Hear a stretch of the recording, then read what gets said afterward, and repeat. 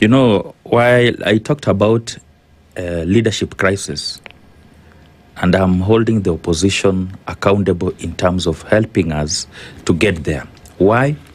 Because, you see, the messaging that William Ruto did for the last 10 years is what has put him in that office. Because I was a victim of the last election. I voted out of emotions.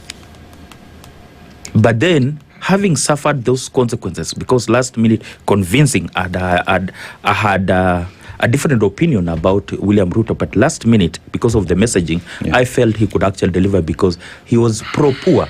He was anti-establishment. He was actually talking about Mama Mboga and the border borders. And I felt if these ones can be elevated and have supermarkets and own those cars, I think that will be the right direction. Right. You see, that is the message. I want the opposition to pick up cost of living, for example, the issue of the debt today, the issue of taxes, the issue about police accountability, so that some of the issues that actually bedevil in this country, they can actually start messaging. Remember last time, Dr. Mbaya and the team were doing economic forums all over. They actually had those consultations with William Ruto, so that it became clearer that indeed he has consulted us. So that is the opportunity that we need to do.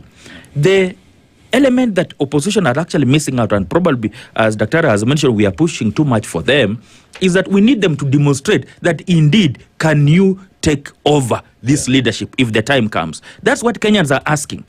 Why? Because Kenyans are tired with the current regime. So Kenyans are asking, can you take over? So we are asking the opposition, demonstrate to us that indeed these are the alternatives they are actually doing, and it doesn't cost much.